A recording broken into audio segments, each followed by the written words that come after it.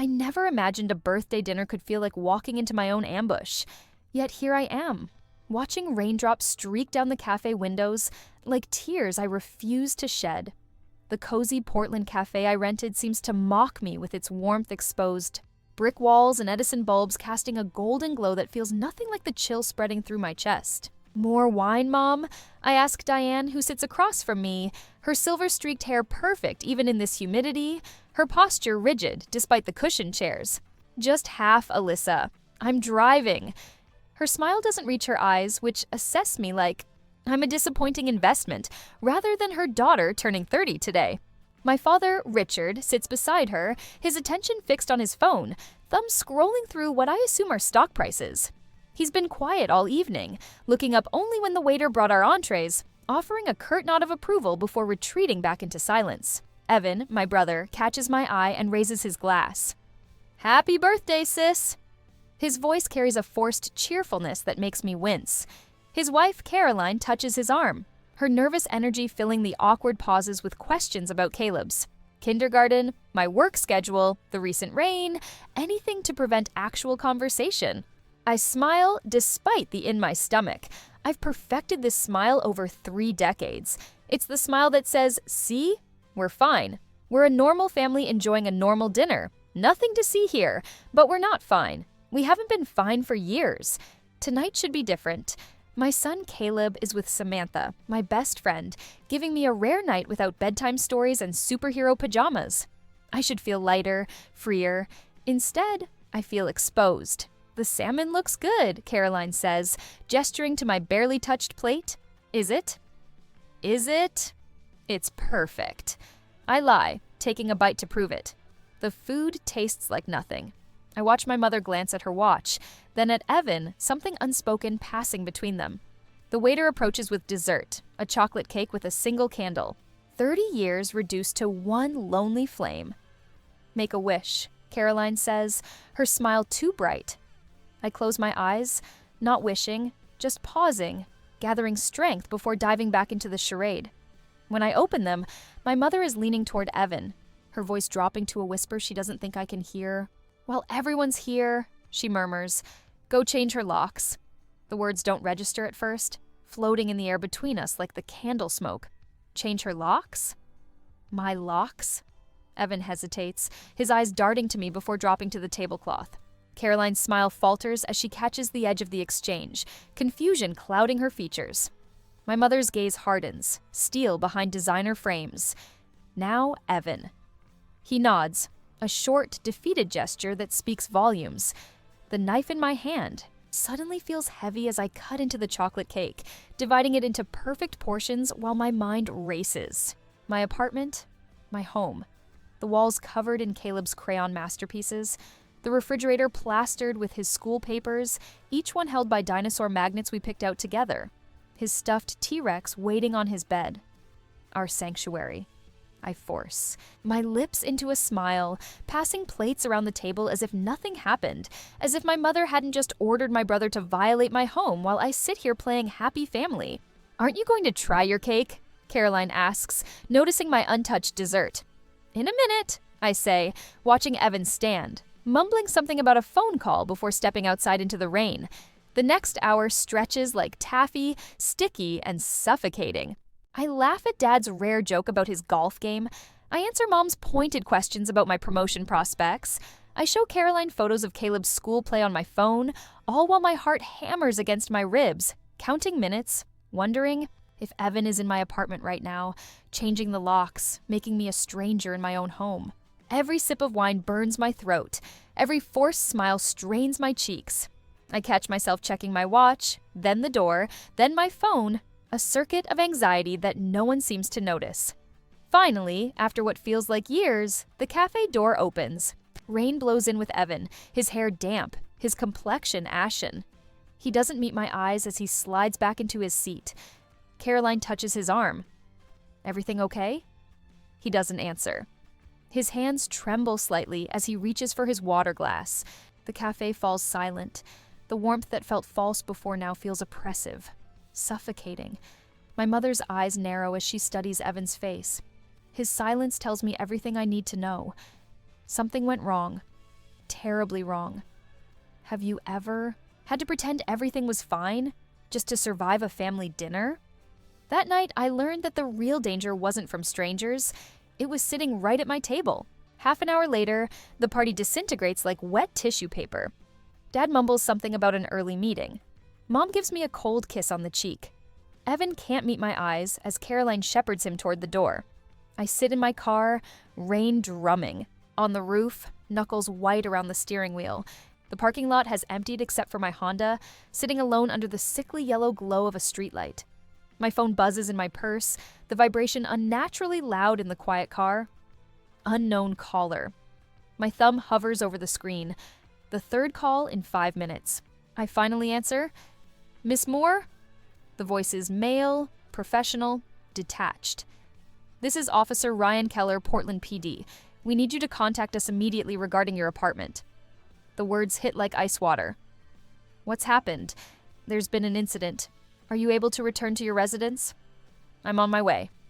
My voice sounds strange, distant, like it belongs to someone else. I drive too fast through rain-slicked streets, windshield wipers fighting a losing battle. Every red light is an eternity. Every green, a blur. My thoughts circle like vultures. Caleb's drawings, his dinosaur collection, the photos on the mantle. 3 blocks from my building, I see the flashing lights, blue and red painting my neighborhood in emergency colors. My stomach drops as I turn the corner.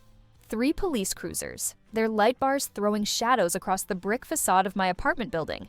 I park haphazardly, keys still dangling in the ignition as I run toward the yellow tape that now surrounds my building's entrance. An officer intercepts me. Ma'am, you can't. I live here. 3B, Alyssa Moore. Officer Keller called me. He studies my face, then lifts the tape. This way. Officer Keller waits by the building entrance, notebook in hand. He's younger than I expected, maybe mid-30s, with short-cropped hair and tired eyes. Miss Moore? I nod, rain soaking through my jacket. We responded to a call about a break-in at your apartment. The door shows evidence of forced entry, crowbar marks around the lock. Was anything taken? My voice shakes. That's the strange part. Keller flips a page in his notebook. Nothing appears to be missing. No electronics, no valuables. Movement behind him catches my eye. Evan stands in the building's foyer, talking to another officer. When he sees me, his face crumples. He pushes past Keller and grabs my arms. Alyssa, I'm sorry. I came here like Mom said, but the door was already damaged. I panicked and called 911. His confession hangs in the rain between us. The dinner, the whispered order, my brother sent to violate my home. Keller watches our exchange with narrowed eyes. Your brother arrived about 40 minutes ago. He said he was coming to check on your apartment and found the door like this. Yes, I manage, pulling away from Evan's grip. There's one other thing, Keller adds, voice dropping. The suspect tried a key first. It didn't work. Then they used the crowbar. We found small metal filings from the lock cylinder. My blood turns to slush in my veins. The plumbing repair last week. The maintenance man who lingered too long. Eyes wandering across my living room. The unease that followed me for days, nagging until I'd finally changed the locks myself 3 days ago. That's why the key failed. This wasn't random. Someone had a key to my apartment, a key that no longer worked. Can I go up? I ask Keller. He nods, gesturing for me to follow him into the building. Evan trails behind us, a ghost in a soaking wet coat. The hallway to my apartment feels endless. Yellow crime scene tape crosses my doorway like a warning. The wood around the lock is splintered and raw, the metal frame bent outward. Keller ducks under the tape, holding it for me to follow. We've processed the scene, try not to touch anything unnecessary. I step into my apartment and the wrongness hits me immediately. Everything looks untouched, yet fundamentally violated. The living room furniture sits in perfect order. The kitchen gleams under the overhead lights. My laptop remains on the coffee table where I left it. But when I turn toward the mantel, my heart stops. Every framed photograph, 6 in total, lies face down, precisely placed like small graves in a row. It wasn't random. I whisper to Keller, who stands watchful by the door. He was sending a message. Every photo shows the same subjects, me and Caleb. I move through the apartment in a daze, cataloging the untouched surfaces, the unopened drawers. In my bedroom, the nightstand drawer hangs partially open. On top sits a plain white envelope that wasn't there this morning. With trembling fingers, I pick it up. Inside is a single sheet of paper with one typed line. Tell your mother the truth always finds its way home. My legs give out, and I sink onto the edge of my bed, the note dangling from my fingers. Keller's radio crackles to life. Keller, copy. He steps into the hallway, voice low, then returns a moment later. His expression has hardened. They detained a suspect 3 blocks from here. Neil Haskett, former maintenance worker for your building, fired last month. I remember the name tag, the too friendly smile, the lingering gaze. We found his fingerprints on the back of your picture frames, Keller continues, and his bank records show a recent deposit. End quote. $4,800 transferred yesterday from an account belonging to Diane Moore. He pauses. The memo line said repairs. The room tilts sideways. The whisper at the cafe. The crowbar. The face-down photos of my son. The note, the money. My mother paid someone to break into my home, to get to Caleb. The realization crashes over me like a wave, stealing my breath, leaving me drowning in the truth I've been avoiding for years. My family isn't just controlling. They're dangerous. The night stretches before me, endless and sleepless. Wrapped in a blanket on my couch, I stare at the white envelope, at the single line that refuses to let me rest. Tell your mother the truth always finds its way home. Keller's words echo in my head like a broken record. The key that didn't fit. The $4,800 transfer. My mother's name on Neil Haskett's bank statement. What truth? I turn the question over and over, watching shadows play across my living room wall.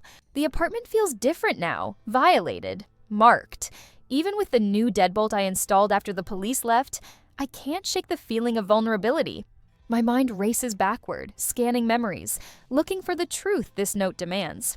Then, like a camera lens suddenly snapping into focus, I land on a specific memory with horrifying clarity. 6 weeks ago, a bright Saturday morning, I'd driven to my parents' house to collect some of Caleb's old clothes from the attic. My father was golfing, and my mother was at her weekly salon appointment. The perfect time to slip in and out without the weight of their expectations. The attic smelled of dust and old memories, cardboard boxes labeled in my mother's precise handwriting, plastic bins of holiday decorations, Evan's baseball trophies. Sunlight streamed through the small round window, illuminating dust motes that danced in the air as I moved toward the corner where my mother stored Caleb's hand-me-downs. That's when I saw at a banker's box I'd never noticed before, tucked behind a stack of old tax returns. The label caught my eye. More investments, AM Trust. My initials. I shouldn't have opened it. Something in me knew that. But curiosity pulled me forward, my fingers lifting the lid before I could talk myself out of it. Inside, neatly organized with my mother's characteristic precision, lay a stack of legal documents, property deeds with my name on them for places I'd never seen, bank statements from the Cayman Islands for accounts I'd never opened, and most disturbing of all, a stack of documents bearing signatures identical to mine. But I had never signed them. The forgery was perfect. Every loop and curve matched my handwriting exactly. My stomach dropped as I thumbed through page after page, my hands shaking so badly I nearly dropped them. I remember the fear that swept through me, cold and disorienting. Without thinking, I pulled out my phone and photographed every single page, my fingers clumsy with panic. Then I carefully replaced everything exactly as I'd found it, closed the box, and left. I told no one. Not Samantha, not Officer Keller when he first interviewed me. I buried the memory, told myself I was mistaken, that there must be some explanation. But a week later, the gnawing unease drew me back. I told my parents I'd forgotten a box of Caleb's winter clothes. With my heart hammering against my ribs, I returned to the attic. The banker's box was still there. This time, I didn't just photograph the documents. I took the entire folder, sliding it into my tote bag beneath a layer of children's sweaters. At home, I hid it in the far corner of my closet, behind shoe boxes and old purses, and then I pretended it didn't exist. Until tonight. The realization hits me with stunning clarity at 4 a.m. in my violated apartment. Now I understand. I whisper to the empty room. The break-in wasn't random. It wasn't even primarily meant to intimidate me. It was a retrieval mission. They discovered the folder was missing. My mother hired Neil to get it back, and the changed lock, the one I'd installed myself last week after the plumber left me feeling uneasy, ruined their clean plan. My parents aren't just controlling, they're criminals.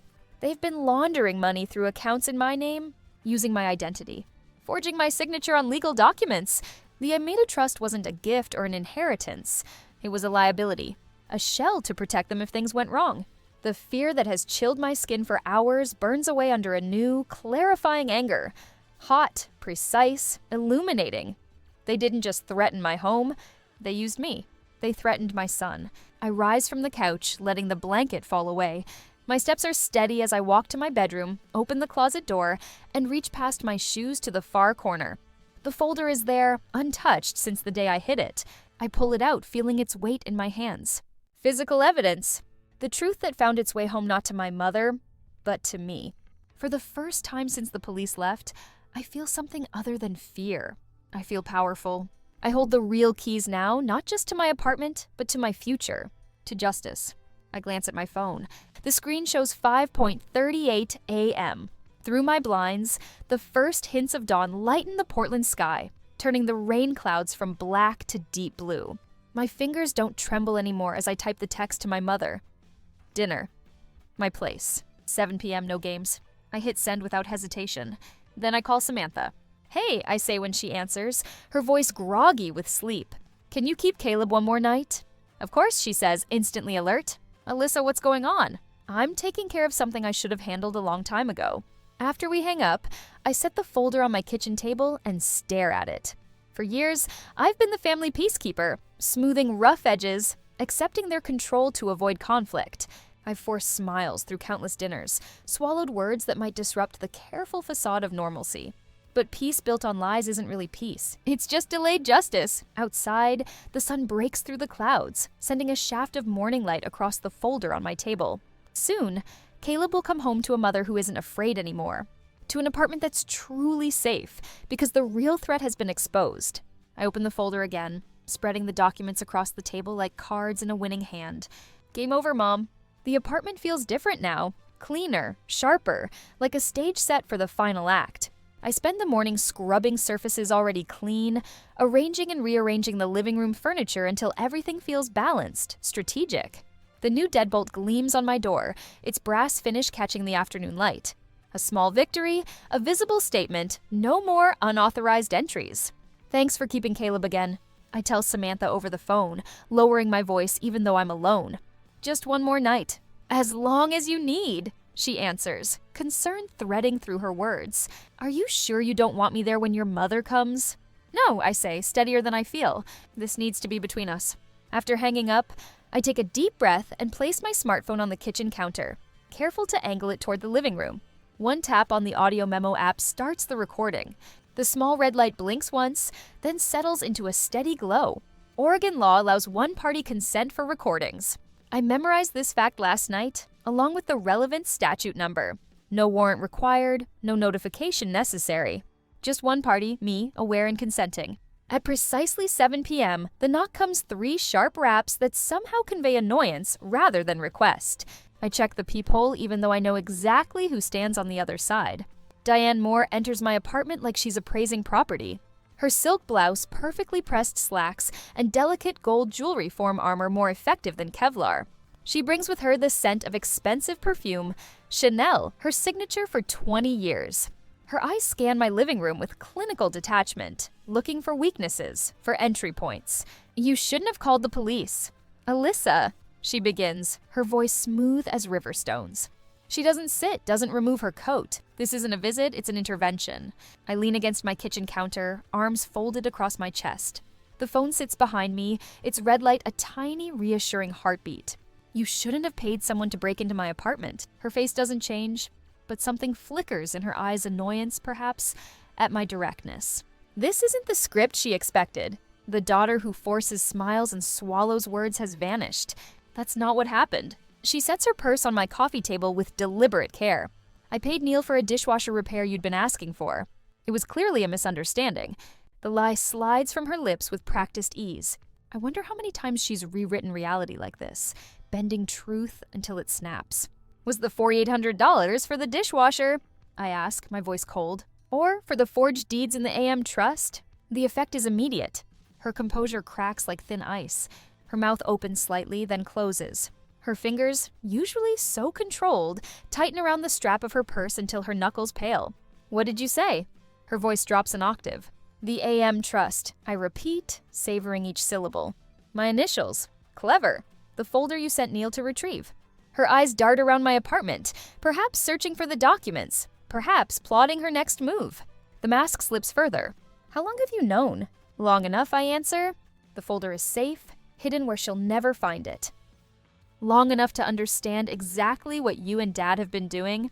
For a moment, she seems lost, adrift without her script of denial. Then her features harden into something new, something raw and desperate that I've never seen before. I was trying to fix what your father did before it destroyed us. She snaps, her voice stripped of its usual polish. You don't understand what's at stake. You never have. This is the moment the wronged daughter versus controlling matriarch confrontation I've rehearsed in my mind. But nothing prepared me for the venom in her voice, the wild anger in her eyes.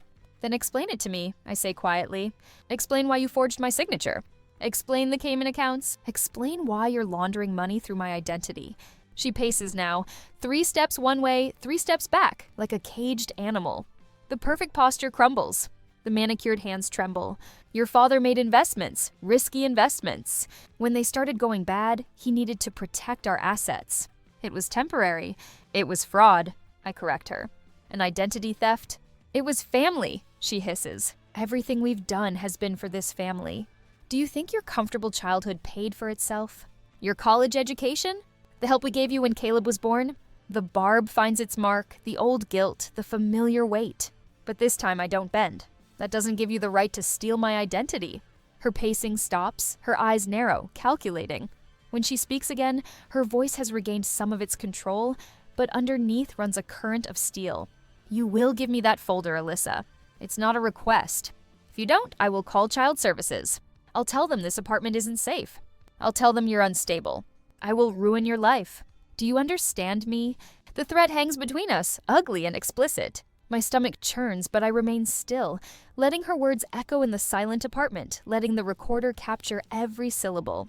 On the counter behind me, the phone screen has gone dark to save battery. But the small red light continues its steady glow, recording everything, the confession to the fraud, the admission of the bribe, and now the explicit, unambiguous threat against my son. Are you threatening me? I ask, making sure her answer will be crystal clear. I'm telling you how things will be, she replies. You've never understood the real world, Alyssa. Actions have consequences. Make the right choice. I look at my mother, really look at her, and see for the first time, not the intimidating matriarch of my childhood, but a desperate woman cornered by her own crimes. In her eyes, I recognize something I never expected. Fear. I understand consequences perfectly, I say quietly. She misinterprets my calm for surrender. Her shoulders relax slightly. She opens her purse, takes out a business card, and places it on my coffee table. Call this number tomorrow. Tell them you're returning the Moore family documents. She turns toward the door, victory in her stride. This unfortunate episode ends here. I say nothing as she leaves, slamming the door behind her.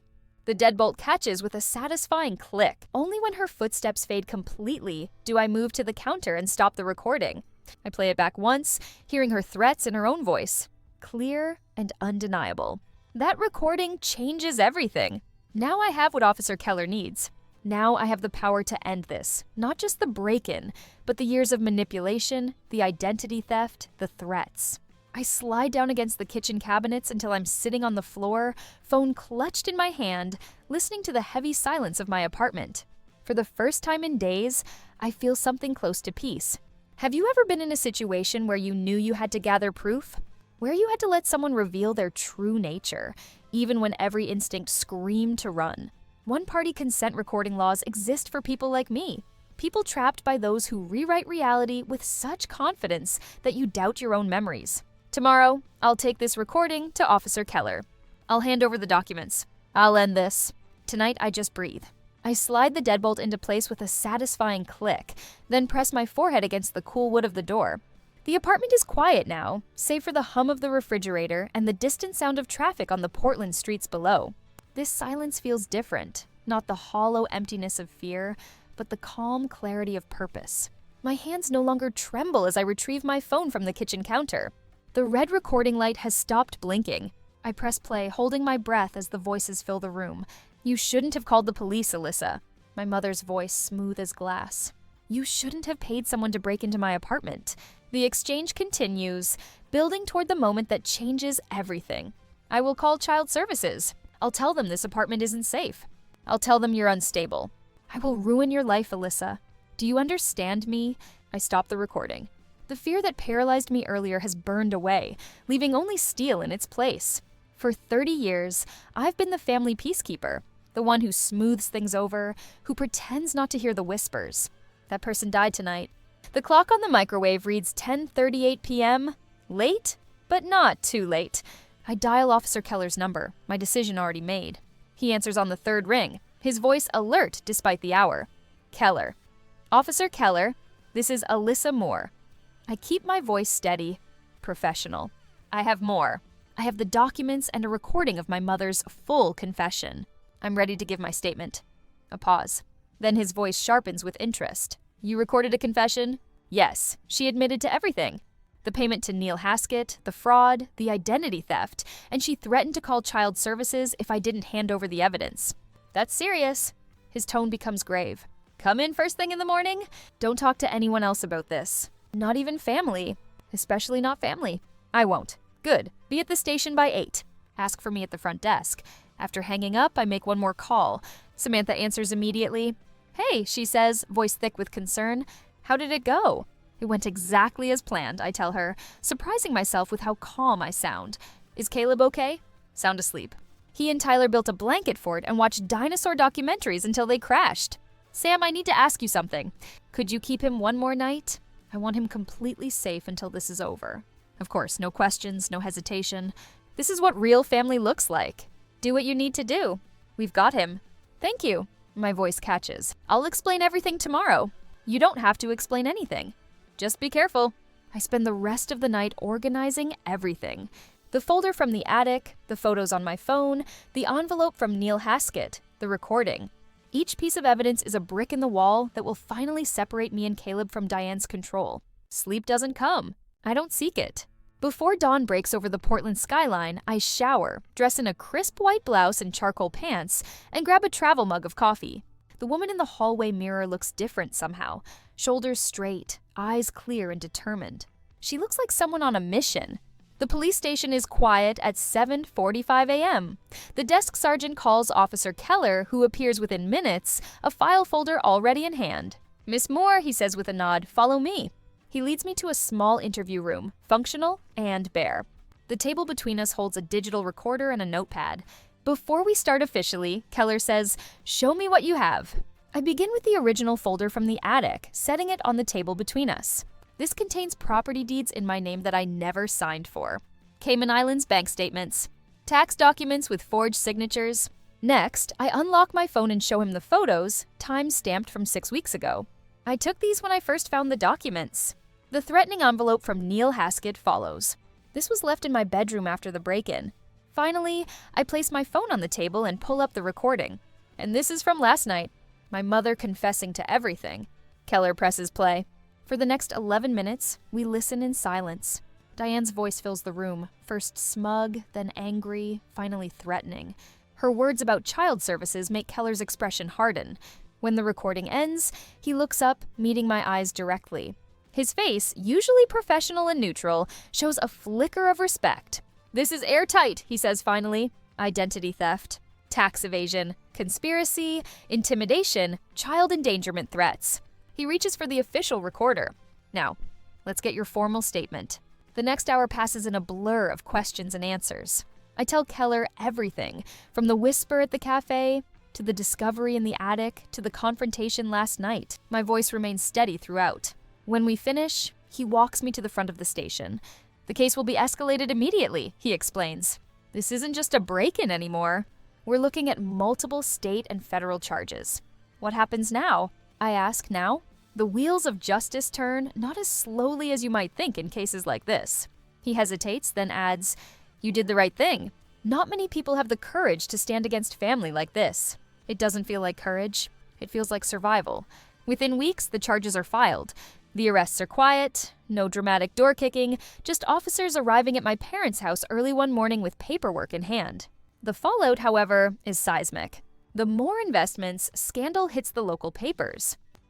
Not front page news, but enough to send ripples through their social circles, their church community, their business associates. People whisper now about them, not about me. The power dynamics shatter overnight. The controlling matriarch becomes a defendant, sitting small and diminished behind her expensive lawyer in preliminary hearings. I attend each one, not out of vindictiveness, but to witness the truth finally coming to light. The trial itself is a blur of legal procedures, financial experts, and document analysis. My testimony, backed by the recording and the mountains of evidence, is unshakable.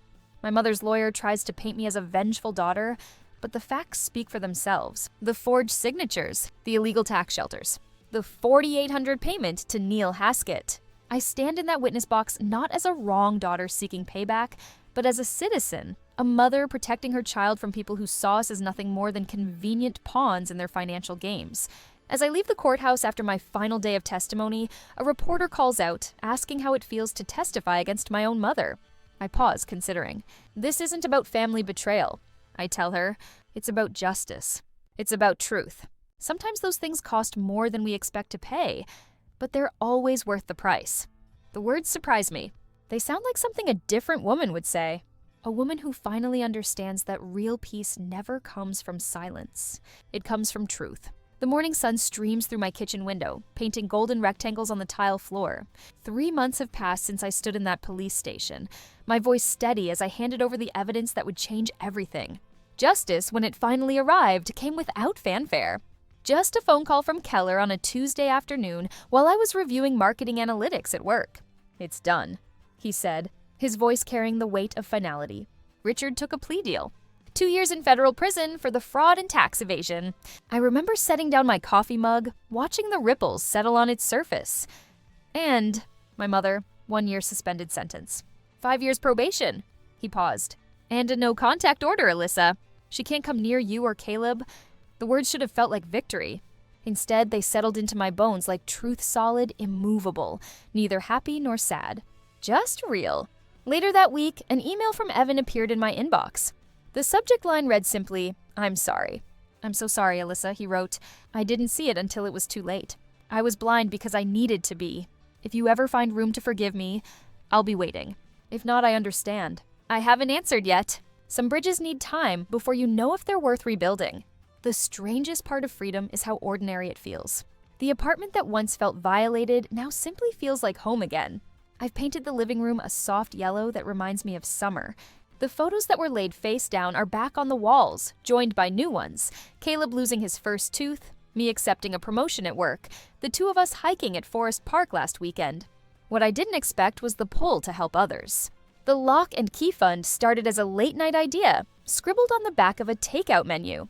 Now it's a registered nonprofit with a small grant and 3 volunteers. We help people trapped by family financial abuse, people whose names have been forged on documents, whose identities have been stolen by those who should have protected them.